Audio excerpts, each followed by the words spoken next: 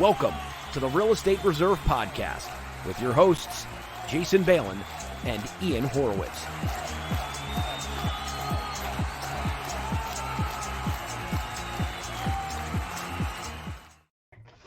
What's up, Ian? What's up, man? Oh, you're live on LinkedIn. I just got a notification. Yeah, I was able to get the approval to do live broadcasts on LinkedIn, so I'm happy about that. So we're live on your Facebook page, my Facebook page, our LinkedIn page, Real Estate Investing Incubator Meetup Group, and our YouTube page. Welcome to Friday. Fridays we try to do book reviews. Obviously, we don't do a book review every Friday because I can't read a whole book in a week.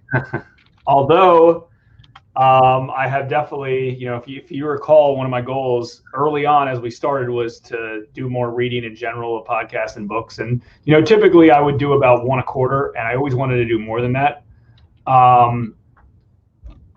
But, either way, I'm getting through about one every 2 weeks right now. So I'm happy to hear that. I have no idea what that comment is right there. You see that comment? No, I'm over here grinding away. Got it. So we're going to do a book review today on the Millionaire Fastlane. I know a lot of our listeners and viewers have read the Millionaire Fastlane. Pretty interesting book. It's interesting. And anytime I try to explain the book to somebody, I always am confused. Is it the Millionaire Fastlane or the Fastlane Millionaire? But it is the Millionaire Fastlane. And I've known about this book for a long time, and it's interesting. I was never attracted to the book because of the headline. I thought it was a sleazy headline, and in general, I didn't love it. And obviously, I've read my fair share of books related to that have catchy taglines, catchy headlines. But in general, for some reason, I didn't love. It just didn't catch my attention, even though I was aware of it. But over probably the last 2 months, I had about 3 people that recommended it, either from listening to their podcast, or from coming onto our show, or from just friends that I trusted. And let me tell you, it was worth it. I got a lot of value out of the book, and I've been recommending it. So, what are your thoughts, Ian? Your initial thoughts on the book, and then let's kind of go over some key takeaways that we each got. Well, first off, we're live on Instagram, Equity Warehouse's page. If you want to switch over to there for whatever reason, I see my man Glenn's over there, Matthew Matthews over there, Dan's sister's on there, and then Terry Royce called in and stopped my broadcast. But anyway, I do agree. Of course he did. I too agree. When you told me the name of the book, I was like, yeah, dude, I don't need to read that. I was finishing up Happy Pocket Full of Money, and you're like, no, dude, it's a good book. And I was like, yeah, I don't know. I was caught off guard. I was traveling down, where did I go? I went to Louisiana when we purchased that storage facility with Steve. I said, you know what? I'm just going to download the book. I'm going to be on the road. I'm going to be on the plane. It's only 11 hours. Let me read it. I'm not going to lie. I don't know if it was his presentation of the book or the content of the book, but I actually wound up thoroughly enjoying it. It was a good back to the basics type book. And it really makes you think and deep dive inside of what you're doing every day, and really, talk to yourself about what you're doing and is it the right thing. And I think the point that I'm just going to jump right into it. The point that really got me was the sidewalk versus the slow lane versus the fast lane, and the points in each one of those lanes. And I don't know what your takeaway was, but some of the sidewalk stuff, it takes you back to when you were a high school kid. Look, let's be honest. There's a few chosen ones out there that know exactly what to do on day one, and we all make mistakes. And that sidewalk lifestyle, you're like, oh yeah, am I doing that? And it makes you think. And then you're like, well, what about the slow lane? And you start thinking about that and the way he describes it. And then he talks about the fast lane, and you're like, man, that's where I want to be. Am I there? And then you start questioning yourself, and how can you make your business better? So so let's back up and think about what the sidewalk is, what the slow lane and what the fast lane is, right? So the sidewalk is you walk on a sidewalk, right? So for instance, you have a job, probably don't like that job. You're, every month you get in your paycheck, you're putting your $200 away into savings. You're, not even that. Your paycheck to paycheck. Your paycheck. Yeah, your car. Your paycheck. It's everyone else's fault. Exactly. So you got the slow lane, then you got the sidewalk, then you got the slow lane. The slow lane is, eventually when you retire, you're going to have money, right? So you grind it out for 40 years or however long it takes. You save some money away, you put your money in your 401k, and then guess what? At 65 or 70 or whatever age it is, you retire and you're there. I wouldn't say rich, but you retire and you can kind of enjoy life. And it takes that long. And then you have the fast lane, which is, doesn't matter how old you are. You could be 20, 30, 40, 50, 60, 70, 80, whatever it is. You're going full throttle. You're going full throttle in the fast lane as quick as possible to get to a path of financial freedom, path of retirement, path of wherever you want to be. And I think before we go any further, I think everyone needs to understand, this is our interpretation of the book, number one. Everyone's going to take away something different depending where they are in their lives. But more importantly, the way I took it as, and don't take this wrong if you're watching this and you're getting the synopsis of the book, it's not that go fast, go hard, and make a bunch of mistakes and figure it out. It's, you still discuss slow and steady wins the race, but it's your lifestyle and your actions and what you're doing inside of your business to, throw gasoline on a fire and make it go, or you let the problems just fester and having major issues. So, to be clear, it's not necessarily how you operate your business. It's, not saying that slow and steady wins the race. It's how you're looking at viewing your points. So, when I think we can skip over the sidewalk. I think, maybe there's some people that are watching that are in that lane, the sidewalk lane. And if you're there's a lot of other books that can help you get mentally where you need to be. And I think a lot of us that start investing in real estate, we're a little bit further past that. But it was good to hear. And, it's your consumer mentality. You're going on social, you're consuming content, not creating it. Your car breaks down. It's everyone else's fault but your own. You ran out of fuel. It's everyone else's fault but your own. What else is there in the sidewalk? It's just a lifestyle where most of us don't want to be. And if you're watching this, most likely you're trying to advance yourself. Now, when we get to the slow lane, what I took from that is that's your standard run of the mill. Go to college, get a degree, you start a bit. The thing that really resonated with me is, either number one, and I see this at work all the time, is the guys that sit there and they're working for their pension, and that's how they're going to retire, and the pension's going to take care of them, or the Social Security is going to take care of them. And the other thing that resonated with me in the slow lane, because I see this with some close family members, is, they own a business, but they're not business owners. They're just employees of their business. And that's really what I took away from the slow lane. And Jason, I think we see this a lot with entrepreneurs, because you do a lot of loans and you see a lot of people. I thought that was one of the major takeaways about the slow lane for me. Yeah, I think more people are in the slow lane than they think, and I think, and I believe that they don't think that the fast lane is doable, and they try to get into the fast lane, but they don't think it's doable. And it's very, very interesting because in that book, not that he badmouths different types of investments, but a lot of the investments in general, it's like, oh, well, I'm going to get a 6% rate of return, or I'm going to get 10% rate of return, or I'm going to do this, and unfortunately. Unless you have millions and millions of dollars, getting that sort of interest rate return is not going to immediately make you retire or immediately make you rich. Right. If you have $100,000 of investable capital right now and you invest it at whatever 12%, which is a really good interest rate of return, it spits out $1,000. You're not all of a sudden going to be able to retire. And how long will it take that $1,000 to grow and to compound and double? In 6 years or so, that'll double. So you'll go from 100,000 to 200,000, right? In a 6 year period, and then another 6 year period, you'll go from 200,000 to 400,000, and then you're 12 years in, you got $400,000. So it's the whole process is investing in yourself, and instead of investing in mutual funds or the stock market or even really in real estate, it's invest in business, invest in yourself, and to go all in with it, because that's where the high dividends really, really pay out. And it makes a lot of sense, because I think all of us in general, it's, hey, we want to flip a house, we want to make this money, then we're going to invest in another house, or we want to buy, a rental property, and then another rental property. Well, by the time you get rich and by the time you have financial freedom, it could be, 20 years from now, right? Based on most of these models. Now, that doesn't have to be the case. And the majority of the book was getting into the fast lane and going as quick as possible. And, most of his investments is very interesting because he used the term wealth preservation, and that's what it was.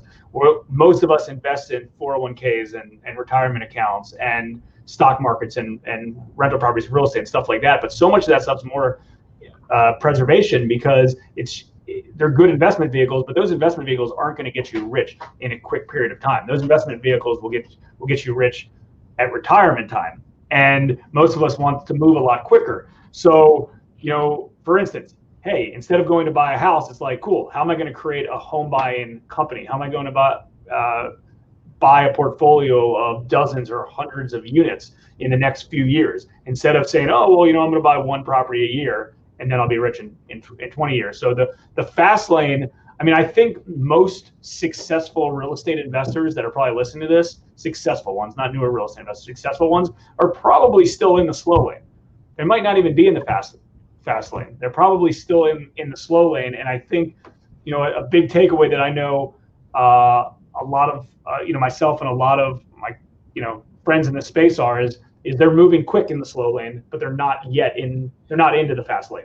Well, and I think we even talked about it is, are we truly fast lane people, or are we in the slow lane? We do a lot of stuff that are slow lane traits, and we do a lot of stuff that are fast lane traits, when it comes to business creation and growing our companies. Just the deals I did this year, I would say we're moving towards the fast lane. With COVID and everything going on, we're still closing deals. We're still moving forward. We're doing bigger and bigger deals that are paying out more and more and more. And, we're starting, forget I actually skip over that part. We're building a company that is allowing people to manage all those assets that we're continuing to move. However, I would say financially on some things, I'm probably more leaning towards the slow lane with wealth preservation and those types of things. And some of the stuff he talks about, laying it all on the line and getting out there and doing it. I think we were all there at one point, and we've all done that. None of us would be sitting here doing real estate if we didn't do fast lane trait type stuff. Yeah. It has a lot of relation to the Grant Cardone mentality of 10x. It's a good motivating book. The other interesting thing is he has that internet marketer type mentality of like, if I can create evergreen content, I'm going to make my money. And like, he talks a lot about, hey, I created this book, or I created something for somebody that's going to be evergreen. And I thought that was interesting, because I always relate, how can you do that in real estate? Well, the way you do it in real estate is you can flip a bunch of houses, but go buy a rental property that pays you forever, right? Like, that's kind of the similar mental process that he's utilizing. Or like his imitations of like the slow lane and the fast lane people, they're hilarious. And then he goes and straight calls out like Susie Orman and Dave Ramsey, and he kind of makes fun of them. But either way, he discusses, hey man, they're just good marketers, and they're selling stuff so they can go invest in these same exact principles that they're teaching you, right? So that was really interesting. Yeah, he was more hating on them because they were in the fast lane because they're education companies. Not necessarily their investments. They were teaching it like the Robert Kiyosaki stuff. And he was hating on Robert Kiyosaki because he didn't make his money in real estate. He made his money in the education side, and then he invested it in real estate. Right. So that was kind of it. And he makes a point, right? And that goes back to real estate and again, he invests in real estate. He didn't badmouth real estate, but he did talk about most real estate investors are in the slow lane. They're setting this up for the future. They're creating cash flow now, but they have their big, what's it called? Not really an exit, but like their big, fat. What's that? Windfall? Yeah. They have their big windfall kind of in the future, 20 years when their mortgages are paid off and they're all free and clear. Or, as you do 1031s and you buy a bigger and bigger building. So it doesn't have to be like that. So, I wouldn't say that he's, everything was 100% accurate or I agreed with everything that he said, but I did understand it. And I did like the whole principles of like, and I think in real estate in general, it's hard to have a big exit because, these companies, at least on our scales of companies, there's only so much that you could sell one of these companies for to begin with. And on his end, he grinded it, he grew his website, he grew his platform, and then he sold it and he had a big exit, and then he took that exit and then he invested it and living off the dividends. So that's what a lot of people want to do. And, it's harder in some industries than others. Right. Okay. So if you were a new real estate investor and you were getting involved and you wanted to skip over the slow lane, like what's one activity you could do to say, I want to be in the fast lane? Like what do you think holds back a lot of real estate investors, and one way they can compete with that and say, I want to grow a company and I want to go? Yeah, I mean, and you can do that. And I mean, we know lots of real estate investors who have kind of gone in, gone on. Matt Fullerton, right? Like, I think in 1 year he did $1 million in wholesale fees, right? And he found a niche, and it was really just going to other wholesalers and say, you got lead gen and you're letting this stuff fall through the cracks or you can't close deals. I'm going to go out, I'm going to make you money, I'm going to make me money, and I'm going to go. And he skipped over the biggest problem that everyone has, lead generation, right? Let someone else do the lead generation and go monetize it, right? Like, yeah. I think. But also, what's typically expected is you take that money, you invest it in whatever, you put that money in the stock market, or you buy some more real estate with it, or you spend it on yourself, and then it's kind of like a vicious cycle, right? And if you're growing something quickly and still living on canned beans and rice, and living a very small lifestyle, you know how it goes. Everyone does this. You go from making as a real estate investor, potentially having a few properties, flipping a few properties, making a few $1,000s a month, to start making more, and then all of a sudden your lifestyle changes, and then you're spending more, right? And that's the issue. Part of the fast lane is obviously massive growth and top line revenue to bring tons of money in, but also at the same time, somewhat keeping expenses low in order to get to that. But instead of taking that money and investing in normal stuff, he's reinvesting that into the company. And I don't know. I mean, as a real estate investor, I guess it's just, creating a gigantic wholesale operation, creating a gigantic flipping operation, but at the same time, throwing money in rental properties kind of along the way, and doing a little bit of everything. Whatever your core competency is, what you like. Do you want to build houses? Do you want to renovate houses? Do you want to wholesale? I don't think any of those things are wrong, right? Like, you're not going to go and buy 100 rental properties overnight and leverage, especially if you don't have any money, and you got to leverage them all up and make a ton of money very, very quickly. It's not going to happen. But you need that as, you do that kind of side by side. I think most of his stuff was to have some sort of exit. And this other book I'm reading right now, actually, which we can talk about at a later date, is building up a company in order to have your end game as an exit. And I think as real estate in general is probably harder to exit. But I look at real estate a little bit different, because I feel like real estate investing is an investment vehicle that we're all fortunate enough to have.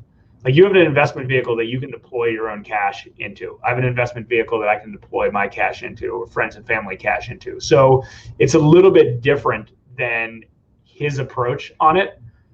But again, it's different for everybody of what they want. I mean, I'd like to have a big cash exit. I don't know if that's possible.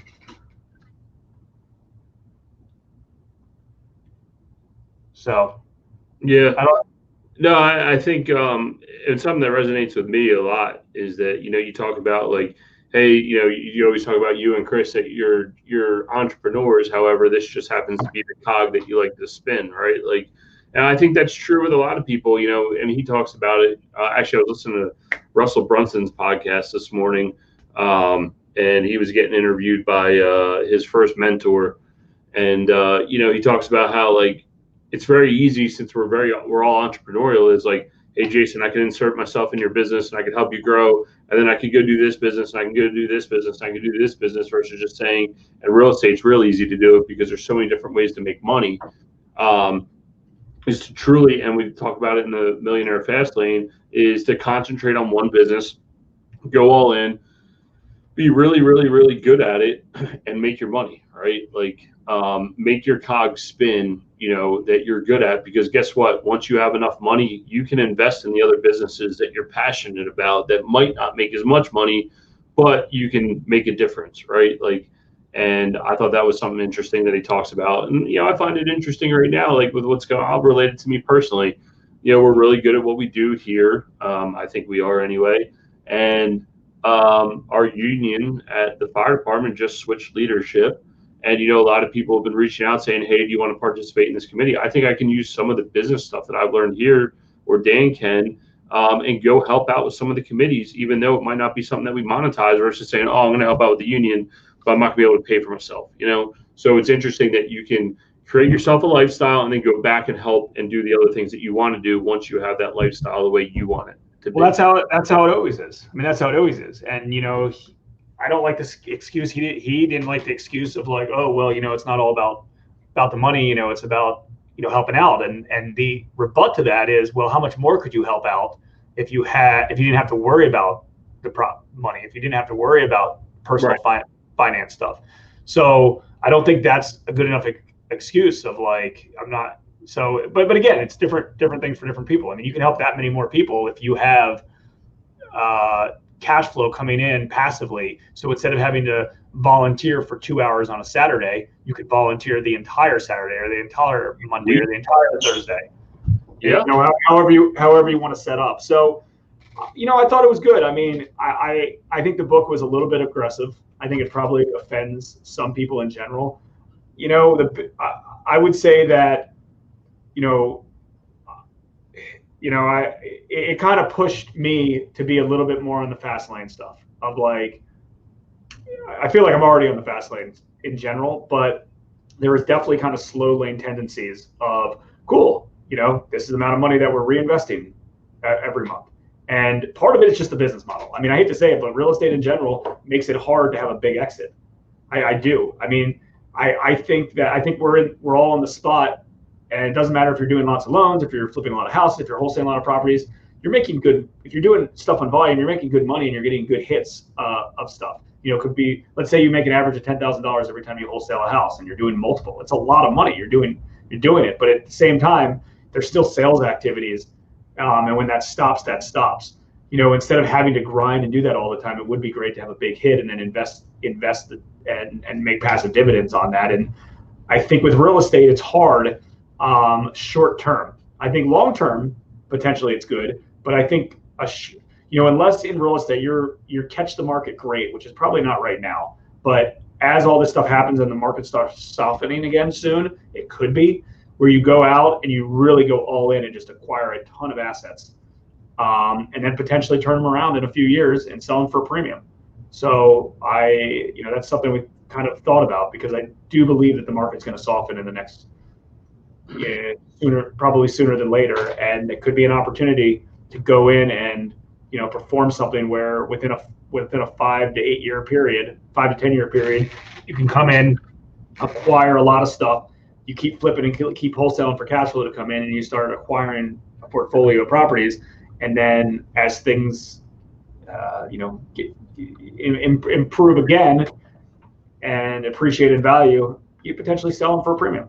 But I'll give you one big but, and I think it's something that he kind of discusses as well, even though he's not very direct about it, is that all of his experiences leading up to where he went to, he couldn't have had without trying a bunch of different things first, right? Like, and I think I relate that to where I'm at today or you're at today, is that you couldn't be in the fast lane today without eating crow, right? Like, you've had to do a lot of slow lane stuff to get to where you are today. We both have. And neither of us could be in a fast lane without starting on day one. And I think, the analysis by paralysis, or the people that are, fiddling around and can't really figure it out and really need to concentrate and figure out why their stuff's not working, why they can't get deals done, why they can't close a loan, or whatever it may be. You need to figure that out today. So then, like, when the situation that Jason's talking about is available, you can go out and hit the ground running. Like, we would never be able to buy that apartment, the last 2 apartment buildings we did, had we not done 100 single family houses as rental properties. We wouldn't even have this chance on this office redevelopment property that we're working on right now, had we not done other industrial deals prior to now. And office space, with everything going on, there's potentially a huge hole to go make a lot of money in, because people are offloading assets and people don't understand how to monetize them.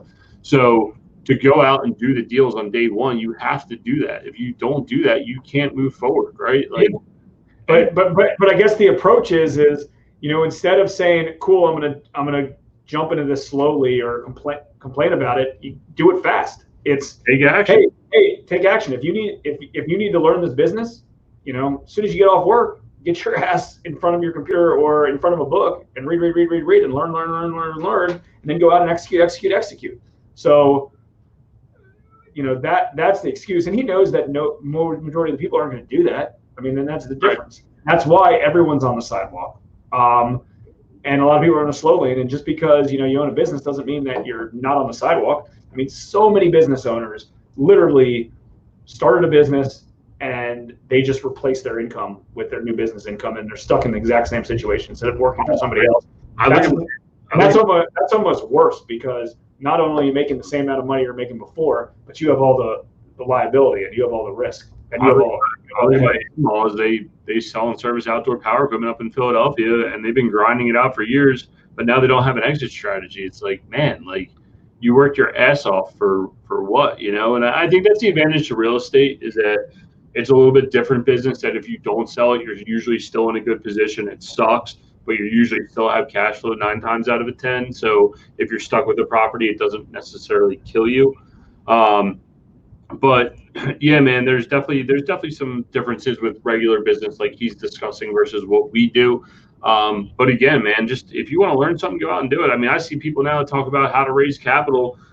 If you can't find money for deals, there's all kinds of programs out there. Go out and watch these people. Go out and watch Russell. Look, we get infatuated by people. I'm still infatuated by Russell Brunson. My God, I mean, you were in his first mastermind, one of his first mastermind groups, and in 6 years, that guy's $100 million company. 3 ClickFunnels, I was in it too. Yeah, I mean, 100 million on his way to $1 billion. Like, we get infatuated by people too. It's not like, oh, Jason and Ian got it figured out, and they're not really. No, dude, I look at other people, I'm like, God damn, like, how'd they do that, even though we have a good lifestyle. So, and I mean, I know, like, I'm not going to badmouth him. I know he grinds. I mean, like, grinds, and that's what it is. But, like, he wants a fast lane setup. It's go all in. I mean, I think anyone who's, like, not going all in with real estate right now, you got to go all in. And I think even if you're not buying anything right now, that's okay too. Like, it doesn't necessarily, figure it out. I mean, if there's no deals out there, and you can't get your hands on a good deal, go figure out a way to get a deal elsewhere. Don't do a deal to do a deal, right? But that being said, you still have to have that exposure. You still have to have that brand.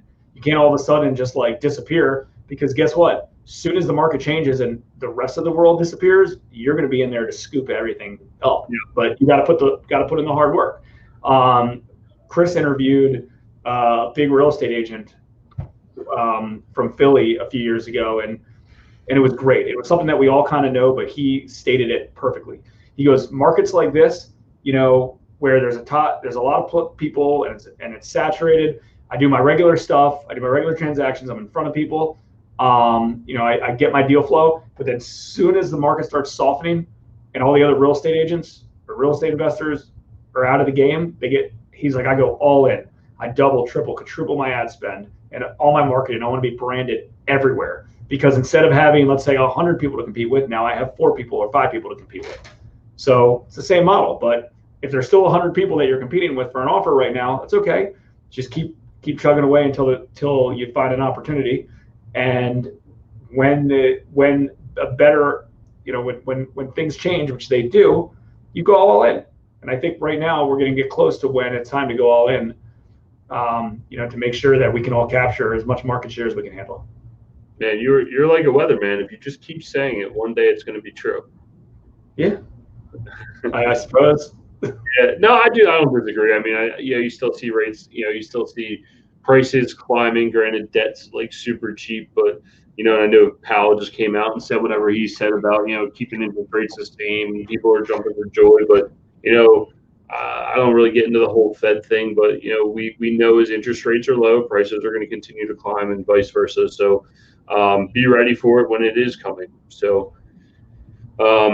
Either way, man, the Millionaire Fastlane, you want a good read, you want an easy, quick, like if you got an hour commute like I do each way, you can have the book done in a week. It's just a good, like. It's a 12-hour audiobook though. Yeah, well, you got to remember, I drive an hour each way, so I'm done. No, I get it. I'll tell you one of the reasons I really enjoyed the book too, because it was a book that kept me on my toes. It was very well written, and I listened to it, by the way, audio. It was very well written. It was very well dictated, or whatever it is when you listen to an audiobook. There had a lot of stories. It was very storytelling, and it was real life examples. Like, it was very, very easy to catch on and be intrigued by. It's very interesting, and like, he has no problem talking about him having a Lamborghini and everything else. And and it starts off a little abrasive and it starts off a little sleazy, but at the same time, it's, hey, I worked my ass off. I sold my company. I make a lot of money. I can't spend the amount of money that I make that comes in passively anymore. And then, so it is what it is. So, I mean, I'm sure he's got a lot of haters. I'm not a hater at all. I think it was fine, and let him do his thing. And he certainly grind hard to make it work. Yeah, man. So either way, Millionaire Fastlane by MJ DeMarco. Pick it up. It's a good read.